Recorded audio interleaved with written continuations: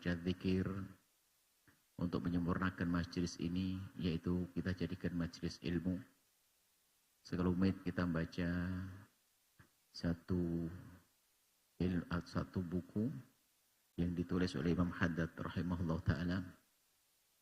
Nafa'anallahu bihi wa bi ulumihi wa bi ulumi masyaikhihi fid dharaini. Kita dengan kitab Adab Sulukil Murid. Ini kitab tata krama suluk. Suluk itu adalah seorang atau perjalanan seseorang menuju kepada Allah. Makanya suluk. Kalau dalam ilmu tasawuf kita mau suluk. Nah, kafnya hilang, suluk. Suluk itu adalah dari kata suluk. Salaka yasluku, salaka itu menempuh. Jalan akhirat, jalan kepada Allah. Sehingga dalam dunia tarekoh nanti ada kita diajak suluk di rumah ulama, seorang mursyid tarekoh, itu diajari berzikir, mendekatkan diri kepada Allah, namanya suluk. Nah ini kitab Adab Sulukil Murid, ini tata krama untuk suluk. Bagaimana kita menjadi salik yang hakiki, orang yang menuju kepada Allah dengan benar dan tidak salah. Sebab banyak orang tampak menuju kepada Allah tapi enggak punya ilmu suluk. Sehingga ia tidak sampai kepada Allah. Seolah-olah ia menuju kepada Allah tapi enggak pakai ilmunya. Ilmu bertorekoh. Lah ini ilmu bertorekoh, ilmu bersuluk. Ilmu menuju kepada Allah. Kita baca sedikit demi sedikit. Kita kemarin masuk kepada firman Allah Subhanahu wa taala. Wa sa'alaha sa'yah wa huwa mu'min, tentang man kana yuridul ajilata ajjalna lahu fiha. Tentang model manusia. Ada dua model manusia yang dia perindu akhirat.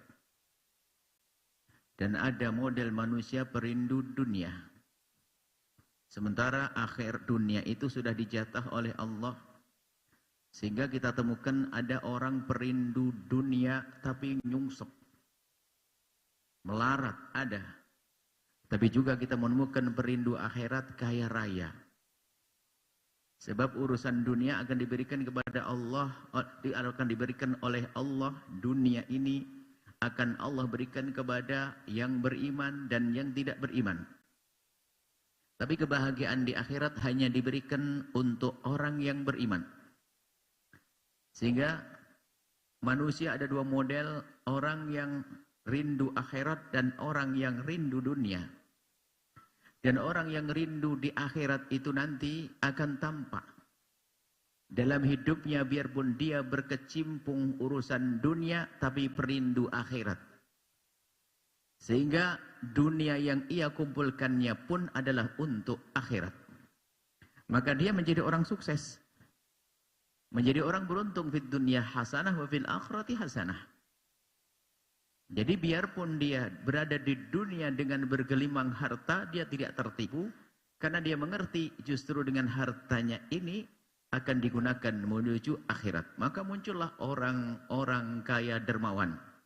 Orang kaya yang mendapatkan kenikmatan banyak di dunia, tapi ternyata dia telah mempersiapkan juga untuk mendapatkan kenikmatan di akhirat. Tapi ada perindu dunia, nggak kenal akhirat. Dia kadang bahkan perindu dunia itu nggak kenal akhirat, tapi gayanya pakai kendaraan akhirat. Orang menjual agama. Tampak dia mungkin seorang ustadz atau ustadzah, penceramah dan seterusnya, tapi dia tidak pernah rindu akhirat. Hanya akan menjual agamanya tadi. Ini semua tertipu. Ini orang tertipu. Tanpa dia pakai jubah, imamah, pakai kerudung, Masya Allah, majelisnya majelis hebat, majelis macam-macam, majelis zikir, majelis bisa solawat, majelis apa saja. Tapi dia bukan orang yang rindu kepada Allah. Jadi berkumpulnya manusia di sekitarnya bukan diyakini sebagai sebab dia sampai kepada Allah, akan tapi yang dilihat adalah sisi dunia. Kemegahan, besarnya majelis, urusan dunia. Jadi orang tertipu, ada semuanya. Maka kita membaca ayat yang dihadiri oleh Imam Haddad. urusan ini, man kana yuridul ajilata, kalau orang perindu dunia, ajalnah, Allah akan beri di dunia. Allah akan beri di dunia. Kemudian kalau dia lupa akhirat, maka dia akan sengsara. Tapi man aradal akhirata, barang siapa menghendaki akhirat, kita tidak baca semuanya, kemarin sudah dibaca. Barang siapa menghendaki akhirat, wa sa'alaha sa'yaha, nah, tampak dia itu mengusahakannya ini. Wa sa'alaha sa'yaha, kalau orang merindu akhirat nggak ada nongkrong begitu, duduk-duduk. Yang meyakini bahwasanya akhirat itu indah, akhirat itu dahsyat, akhirat itu agung, akhirat itu abadi, dan dia meyakini itu semuanya, maka akan tampak di balik keyakinannya. Kemudian harapannya untuk menjadi orang yang masuk surga. Mau masuk surga enggak? Kalau ada orang mengatakan bohong, gimana? Bohong, katanya mau surga. Misalnya, mau bikin rujak, enggak mau beli sayur, bisa jadi rujak? Bisa. Rujak buah kali ya. Nah, harus ada. Jadi kalau orang merindukan sesuatu, tentu ada yang diusahakan untuk sampai kepada sesuatu tersebut. Maka perindu surga, ini semua sa'alaha sa'yaha, dia berusaha. Kalau orang merindu surga, pasti tampak dalam hidupnya itu usaha untuk menggapai surga dengan apapun yang ia miliki. Kalau dia punya ilmu, dia hanya berpikir, bagaimana aku menjadikan ilmuku untuk menuju surga. Yang punya jabatan akan menjadikan jabatannya menuju surga. Yang punya kekayaan akan menjadikan kekayaannya menuju surga. Wasa'yul maskur, dikatakan Imam Haddad. Wasa'yu al-mashkuru, usaha yang dikabul, diterima, yang diridai oleh Allah. Wal amalul makbulu, yaitu satu amal yang benar, diterima al-mustawjibu sahibuhu al-madha, yang menjadikan pelakunya itu menjadi tersanjung, disanjung oleh Allah Subhanahu wa taala. Min kulli wajhin, sanjung dari segala sisi. Minal muridina lid dunya, dari para muridin, ini para murid-murid ini yang menuju kepada keridhaan Allah. Lid dunya, di dalam untuk dunia, alladzi yatahaqqaqu fi haqqi al-wa'idul madhkuru fil ayah. Wa thana, dapat sanjungan, wa thana'u, pujian, wa thawab, pahala, al-azima, yang agung, alladzi la yanqadi wa la yafna, yang tidak akan berakhir dan tidak akan sirna. Bifadlillahi wa rahmatihi. Nah, kalau orang, ini secara logika ya, kalau kita pikirkan, kalau orang menghendaki sesuatu, tanda keseriusannya adalah usaha. Ada orang di situ, ada sate, ada soto, ada macam-macam. Dia lapar, katanya. Aduh, aku lapar banget. Lapar banget. Saya pengen makan. Tanya, kamu bisa jalan? Bisa. Bisa berdiri? Bisa berdiri. Nah, dia bisa berjalan, bisa berdiri. Di situ ada nasi, ada sayur, ada macam-macam. Katanya lapar. Kemudian dia tidak mau melangkah ke sana. Apa menurut kita kira-kira orang ini? Malas. Atau dia bohong, padahal dia tidak lapar. Kan begitu? Nah itulah. Loh, katanya pengen surga. Katanya pengen surga. Terus diberi Allah kekayaan. Tak taunya kekayaannya bukan untuk membeli surga. Bohong dong. Punya waktu berzikir juga tidak. Katanya rindu surga. Makanya kalau orang menginginkan akhirat, akan tampak. Dunia saja kayak tadi gambarannya. Kalau orang pengen makan, harus ada usahanya dong. Nah, urusan akhirat ini sebutkan dalam Al-Quran. Sa'alaha sa'yaha. Dia berusaha untuk mendapatkannya. Itu tandanya. Akhirat perlu diusahakan. Wa sa'alaha sa'yaha. Dia berusaha untuk mendapatkan surga dengan apapun yang Allah berikan kepadanya.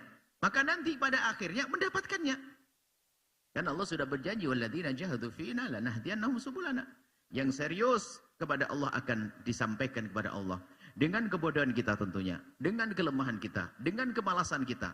Tapi kalau kita serius merindu, maka akan tergerak kita untuk mewujudkan kerinduan kita. Kita lanjutkan. Wal khasiru, dan orang yang rugi. Dan jangan kita menjadi orang rugi. Min kulli wajhin, rugi yang sesungguhnya. Rugi sebenar-benarnya rugi. Sekuli wajhin, rugi ini, rugi itu. Minal muridina, dari para murid-murid ini ada yang rugi, dan jangan kita menjadi seperti itu. Alladzi al-muridina lid dunya, yaitu perindu dunia. Orang rugi adalah orang perindu dunia. Tolong dibedakan antara kita mengumpulkan dunia untuk akhirat dan orang yang menginginkan dunia untuk dunia. Ini dibahas adalah orang mencari dunia untuk dunia. Alladzi yatahaqqaqu fi haqqihi al-wa'idu, yang yatahaqqaqu akan terwujud. Perindu dunia yang sudah dijanjikan akan dihukum oleh Allah dan dia akan mendapatkan hukuman. Karena dia hanya mencari dunia saja, tidak ada hubungan dengan akhirat. Walladzi yuridu dunya, yaitu dia yang menghendaki dunia iradatan, dengan kemauan, kehendak, dengan keinginan dia mencari dunia. Lah, ini modelnya. Bukan Anda tidak boleh cari dunia, Anda cari dunia.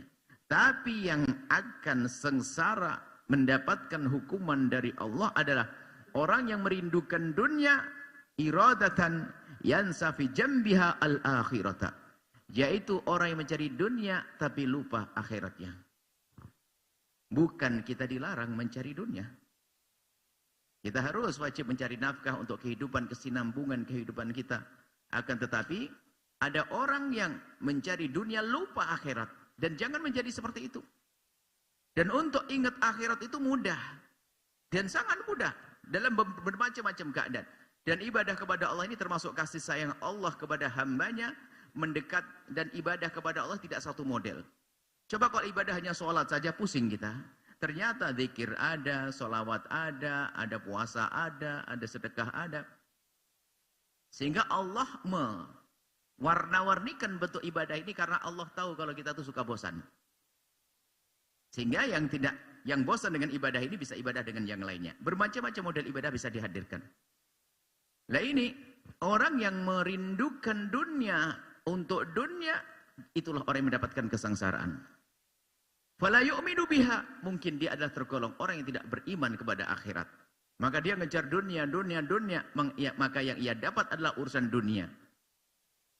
Coba, dia mengumpulkan dunia kurang lebih dari umur 20 tahun. Mengumpulkan dunia, Masya Allah, sampai sukses. Umur 30 pun belum terlalu kaya dia. Dan terus mengejar kekayaan. Sampai umur 40, hampir mulai mendekati kaya. 50, sepertinya dia kaya. Tak taunya pas umur 70, umur 69, kaya betul. Jadi pas dikukuhkan bahasanya, umur 69 dia menjadi orang kaya terkaya di Indonesia, luar biasa. Besok mati. Lah, berarti dia hanya 1 hari barangkali. Ya itu ya karena dia kekayaannya yang ia kumpulkan hanya dirasakan dalam bentuk sanjungan sehari saja. Itulah pencari dunia. Coba kalau dia mencari akhirat, mati kapanpun dia sudah punya tabungan besar di akhirat. Dan memang rata-rata orang yang bekerja keras mencari dunia hanya untuk dunia saja, dia nggak akan bisa menikmati. Orang yang mencari dunia untuk dunia, dia tidak akan bisa menikmati kekayaannya. Jerih payahnya tidak bisa ia nikmati. Di dunia pun nggak bisa menikmati. Karena dia pas kaya raya bisa beli AC, itu pas kebetulan kata dokter, Pak Haji mohon kalau tidur jangan pakai AC dulu ya, jangan minum air dingin. Loh, nggak boleh. Sudah begitu Pak Haji tolong kurangi nasinya. Masya Allah, padahal nasi enak banget ya. Nah, karena Pak Adi sekarang jadi pabrik gula misalnya. Padahal dia masih hidup, ternyata semua dunianya tidak bisa dinikmatinya. Tapi kalau dia adalah orang cerdas yang mencari dunia, punya harapan untuk mendapatkan akhirat, maka usahanya, urusan dunia itu tidak akan sia-sia. Kita lanjutkan di sini. Ada orang yang tidak beriman kepada hari akhir. Ya tadi, orang kaya raya ternyata kekayaannya hanya di dunia saja. Au yu'minu, atau beriman kepada hari akhir, ada surga, ada neraka. Wala ya'malu laha, dan tidak berbuat apa-apa untuk akhirat. Tidak apa-apa. Fal awwalu kafir. Orang yang pertama adalah kafir. Khalidun finnari, selamanya di neraka. Wathani, yang kedua adalah fasikun, orang fasik. Mausumun bil khasari, disifati, disebut dengan orang yang rugi. Rugi di akhirat. Masya Allah. Rugi karena apa? Dia bagaimana tidak rugi? Dia itu kan punya kekayaan tapi tidak menggunakan kekayaannya untuk Allah. Dia punya keyakinan kepada akhirat tapi tidak berbuat untuk akhirat. Kan dia menyesal dengan penyesalan yang luar biasa. Kita lanjutkan ke Rasulullah SAW. Rasulullah SAW bersabda, innamal a'malu binniyati wa innamal likulli imri'in ma nawa. Semua perbuatan manusia ini tergantung niatnya. Wa innamal likulli imri'in ma nawa. Setiap seseorang itu akan mendapatkan pahala daripada niat yang ada di dalam hatinya. Faman kanat hijratuhu ila Allahi wa rasulihi fa hijratuhu ila Allahi wa rasulihi. Barang siapa yang dia ingin hijrah, melakukan sesuatu kebaikan dari tidak baik atau pindah tempat, dan yang dicari adalah Allah dan Rasulnya, fa hijratuhu ila Allahi wa rasulihi, maka dia mendapatkan Allah dan Rasulnya. Faman kanat, dan barang siapa hijratuhu, hijrahnya itu adalah untuk lidunya yusibuha. Ila dunya yusibuha, hanya untuk mencari dunia. Hati-hati. Orang kalau memang pergi ke sebuah tempat mencari dunia, Allah kasih. Makanya ada orang kerja ke negeri mana, ada kaya dia, kaya. Oh imra'atin yang kihwa, ada orang pergi ke negeri sana hanya untuk mencari perempuan untuk nikah, dapat dia. Wa hijratu ila ma hajara ilaihi, Allah akan beri sesuai dengan hijrahnya. Tapi perempuan, harta akan berakhir kisahnya di dunia, keindahan di dunia. Tapi yang cerdas adalah hijrahnya kepada Allah dan Rasulnya. Makna hijrah lah ini perlu dimaknai, difahamkan. Bagaimana hijrah kepada Allah dan Rasulnya. Arti daripada hijrah kepada Allah dan Rasulnya itu, kita maknai hijrah itu menuju, meninggalkan sesuatu, menuju sesuatu.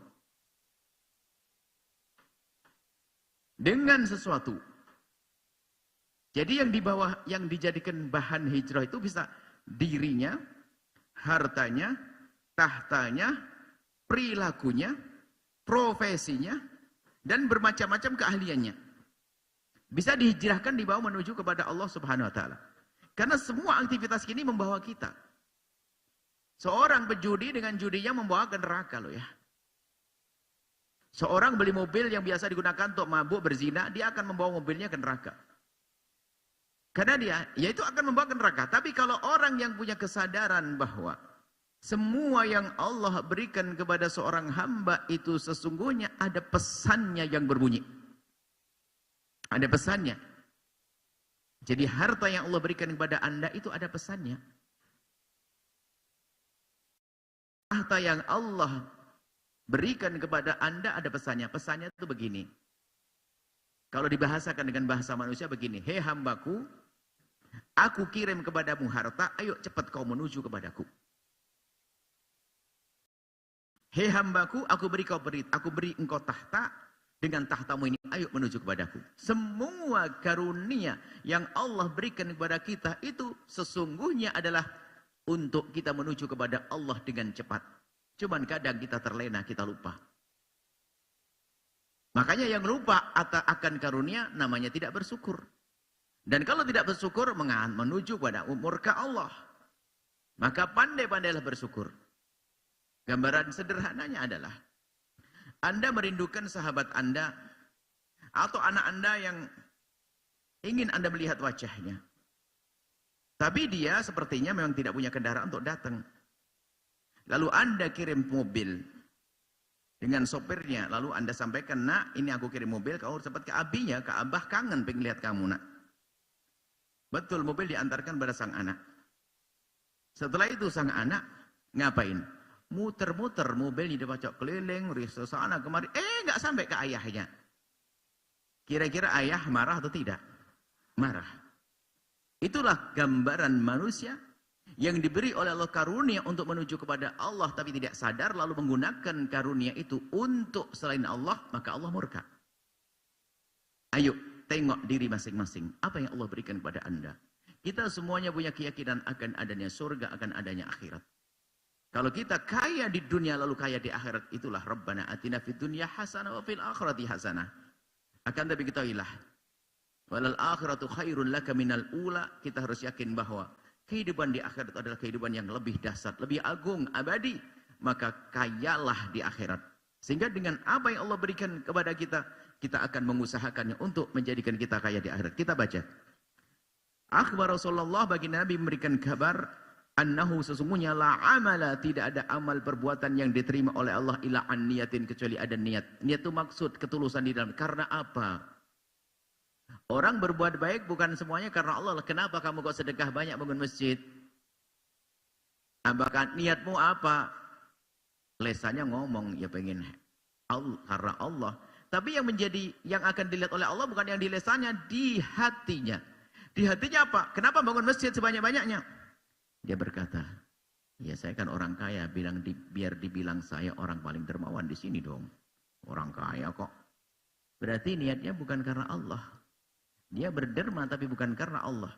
Maka di sini katakan, la amala illa bin niyatin. Tidak ada amal yang diterima kecuali dengan niat, dan niat yang benar itu menjadikan amal menjadi benar dan diterima oleh Allah Subhanahu wa taala. Wa anal insana yuhsab bihasabi ma nawa. Dan setiap orang itu tergantung apa yang diniatkan. Yuthabu, akan diberi pahala. Wa yujza, akan diberi balasan. In khairan fa khairun. Kalau dia itu beramal baik dan niatnya baik, maka dia akan dibalas dengan kebaikan. Ada amalnya jelek, ada amalnya baik tapi niatnya jelek, tidak dibalas oleh Allah. Wa in syarran, kalau ternyata niatnya jelek, maka dia akan mendapatkan syarrun, kejelekan, balasan hukuman dari Allah Subhanahu wa taala. Faman hasunat niyatuhu, barang siapa benar niatnya.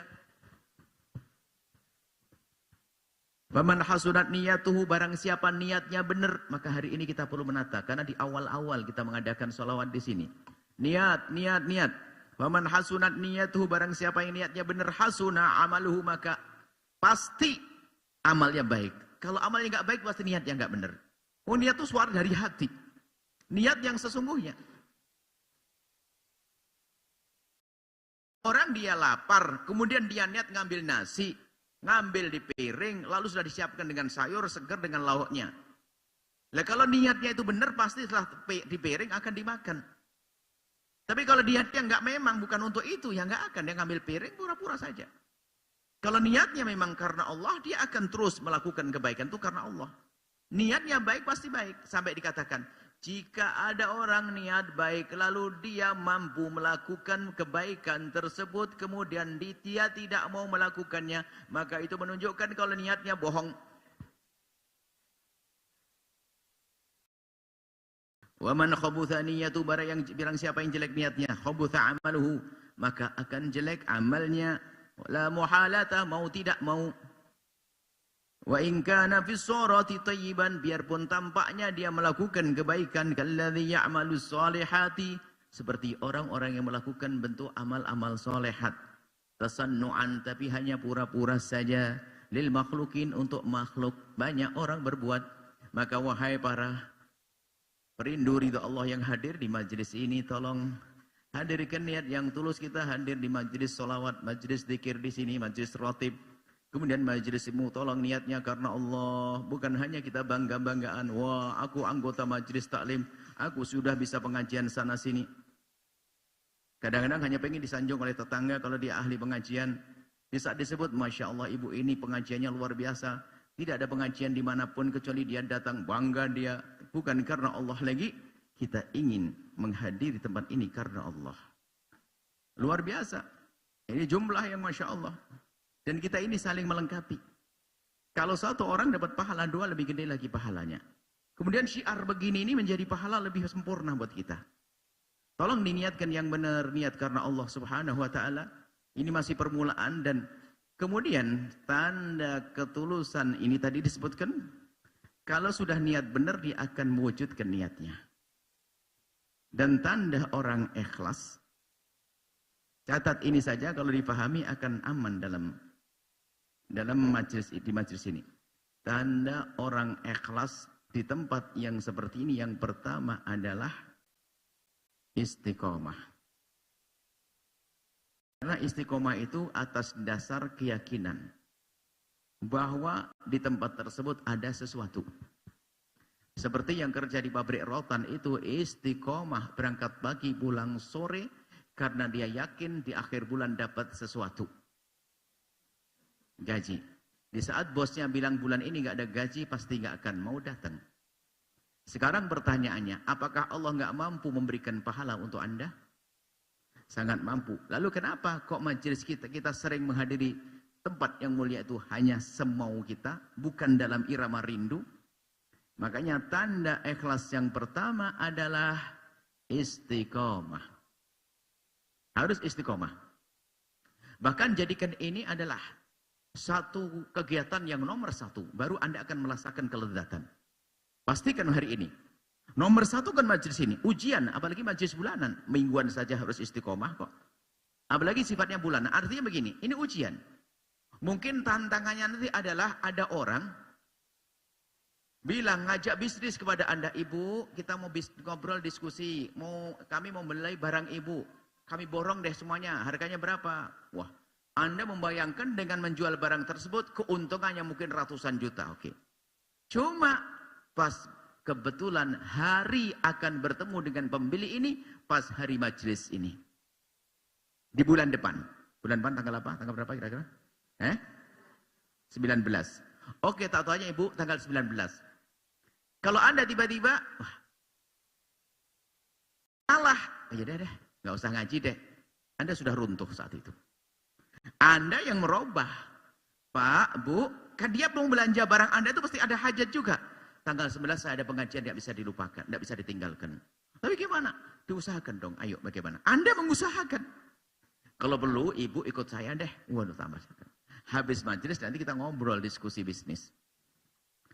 Bukan sampai di sini saja, mohon maaf. Tak taunya pas tanggal 19 nanti ada sepupu, keponakan, saudara datang. Anda orang istiqomah, ikhlas. Bukan Anda kalah lalu Anda duduk di rumahnya, di rumah Anda. Bilang, Dek, hari ini majelis rutinan bulanan ya. Ikut ya sekalian, nanti habis itu kuliner boleh deh. Oh, dia senang, barangkali justru mereka datang untuk Anda ajak. Dan mereka selama ini tidak pernah kenal pengajian. Anda bawa, menunjukkan kalau Anda tulus. Kalau Anda gampang kalah dengan macam-macam agenda baru, itu menunjukkan kurang tulus. Tidak menganggap ini suatu yang agung. Seperti itu. Jadi nomor satu kan ini majelis. Kita sudah berani semacam itu, ayo masuk. Ilallah wa rasulih. Hijrah kita kepada Allah dan Rasulnya. Jangan sampai gampang keganggu dengan urusan keluarga dan sebagainya. Maka di antara sesama ini nanti, jika obrolan tentu, kalau ada sesuatu, yuk kita pergi, survei, pondok. Kemana? Di mana? Untuk pesantren Al-Bahjah ini. Biarpun untuk Al-Bahjah, istiqomah dulu dong. Ini, Anda harus menjaga bahwasanya, jadikan program ini program istimewa. Itu baru tanda ikhlas. Akan sampai pada akhirnya. Sehingga Anda merasakan kelezatan. Kenapa? Karena ini Anda utamakan. Kemudian Anda bisa menjaga, secara otomatis Anda akan bangga. Bahkan suatu ketika Anda akan berbicara dengan diri sendiri. Iya, hebat saya. Dengan godaan apapun, saya ternyata masih kuat untuk bisa bertahan istiqomah di majelis ini. Yang pertama, dan kami juga menghimbau, termasuk majelis Sabtu dan Ahad itu, jadikan itu adalah majelis istimewa. Jadi begini, kalau Anda punya keponakan, Anda bisiki. Kalau dia tidak mau, Anda tidak boleh ke bawah dengan ketidakmauannya. Misalnya bibi ponakan, adik sama keponakan ada di rumah Anda. Anda sudah bisiki dari hari kemarin, Dek, besok ada pengajian loh ya. Oh ya, besok ya, ikut ya. Ya, bismillah, nanti siapin kendaraannya ini. Mani makan sarapan ini kita siapin semuanya. Iya kak, iya kak. Ternyata baginya nggak berangkat, nggak boleh. Anda terpengaruh, Anda sudah janji saya akan berangkat. Lu kan menghormati tamu, dihormati dengan cara yang berbeda dong. Karena ini adalah rutinan Anda dengan Allah untuk membenahi diri. Kalau bisa Anda bawa mereka. Yang jadi masalah kita sering kalah. Termasuk urusan yang lainnya. Wah ini saya akan membuat apa buat anak saya yang Anda kirim. Memang hari cuma satu tok. Kan ada hari esok. Jadi selagi Anda sudah bisa menomorsatukan majelis semacam ini menunjukkan ketulusan hati Anda. Dan juga kami himbau tolonglah. saudara Anda kepada Anda itu, lalu hormat kepada Anda, datang kepada Anda itu, karena beliau menganggap Anda ini orang dekat dengan majelis ilmu. Makanya di saat mereka datang ke rumah Anda, bawa dong ke majelis ilmu. Jangan malah Anda liburan dengan mereka. Ini Anda lemah dan mungkin memang tidak punya kerinduan kepada Allah, nggak ada iman. Kok gampang kalah? Tapi giliran bisnis kan nggak bisa dikalahkan, ya kan? Urusan dagang, ini dagang akhirat ini. Untuk menjadi orang kaya di akhirat. Tanda ikhlas yang pertama adalah itu tadi, istiqomah. Yang kedua adalah serius. Pokoknya mempersiapkan diri bagaimana aku nanti bisa dengar, waduh wiridnya sudah dibawa belum, bacaan zikirnya mana, persiapannya apa, jangan sampai nanti kelaparan, sarapan dulu. Pokoknya mempersiapkan semuanya. Itkon. Ada yang belum sarapan? Ada? Ya sudah kelewat waktu sarapan, nggak usah sarapan. Apa ini? Sarapan belum? Sudah? Benar. Enggak, kita tanya sarapan. Kalau belum sarapan ya sudah kelewat. Enggak ada sarapan jam sekarang. Makan siang paling ya. Ada ta'amul barokah. Ta'amul barokah itu harus dimakan. Nah, disiapkan semuanya. Nah, ini harus menunjukkan kalau Anda itu serius. Dan biasakan jadikan nomor satu. Nanti akan terasakan oleh anak Anda, saudara Anda. Dan kami sendiri merasakan bagaimana ibunda kami membiasakan kami hadir ke tempat mulia. Kuliah subuh. Kuliah subuh kami diajak oleh ibunda kami menghadiri tempat mulia. Dan itu penuh berkah memang. Dari riwayat-riwayat yang banyak dari baginda Nabi, majelis semacam ini majelis penuh berkah. Kami diajak pengajian kuliah subuh. Kami naik sepeda motor. Bertiga. Kami paling depan. Umi belakang, ayah, abah yang menyopir. Motor 75. Motor ini masih ada tuh merah itu. Kami abadikan tuh motor. Dan itu ternyata dilaksanakan bukan seminggu sekali, Bu. Pengajian seminggu sekali. Pengajian apa itu? Setiap pagi. Mungkin yang menemukan masa kami ada setiap pagi kuliah subuh. Dan itu namanya juga taufik Rabbani. Dalam hati kami, ya Allah, kenapa? Akhirnya hari ini kami bersyukur. Kok mauan saya diajak? Coba. Kalau pagi itu nggak mau, dibangunin Umi kok nggak mau, coba.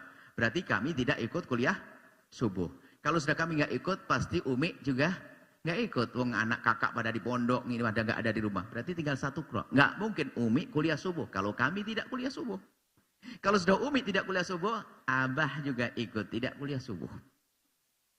Jadi kemudahan ke majelis ini juga pilihan Allah. Anda hari ini pilihan Allah, ada yang sakit pusing. Ada yang Masya Allah, ada macam, bisa datang dipilih oleh Allah.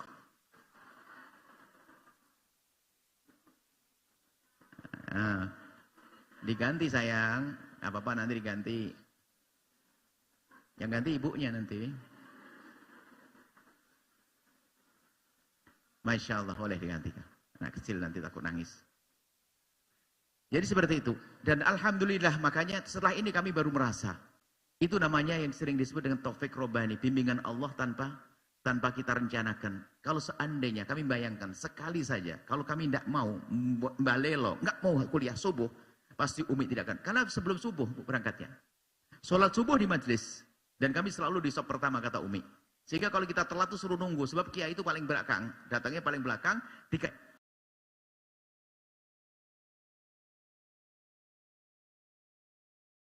Dan kalau kita ketinggalan langsung kita ngin di belakangnya, dapat sop depan. Itu sudah rutin itu. Setiap hari. Kalau pernah ke Kolomayan nanti kami tunjukkan tempat ngaji kami itu.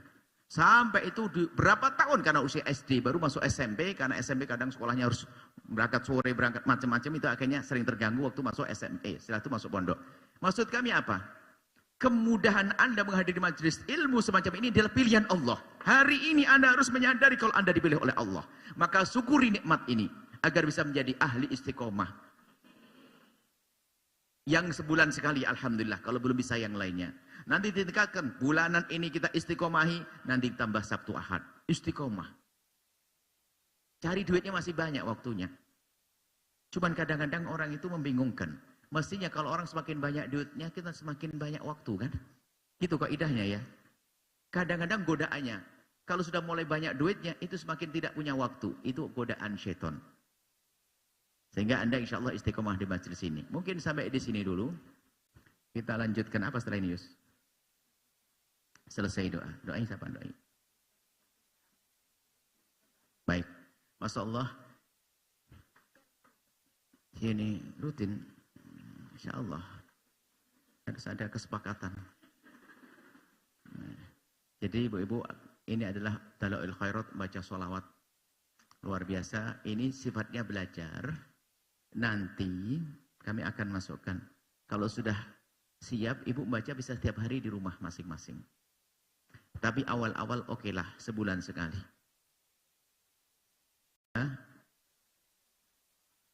Ada yang belum berijazah, baik kami ijazahkan kepada para istri yang dibanggakan oleh suami. Ibunda-ibunda dibanggakan oleh anak-anaknya. Anak-anak dibanggakan oleh ibunya. Yang umur sehat. Dekat pada Allah. Diberi kebahagiaan. Dekat dengan orang-orang yang lembut dan penuh kasih. Dijauhkan dari fitnah. Kami ijazahkan untuk membaca Al-Wirdul Fatih. Dan juga ijazah membaca Ratibul Attas sekaligus Dalaul Khairat. Kami ijazahkan zikir-zikir tersebut dan salat tersebut. Dijawab, kami terima ijazahnya. Baik, insyaAllah. Ini saja, insyaAllah tinggal diamalkan.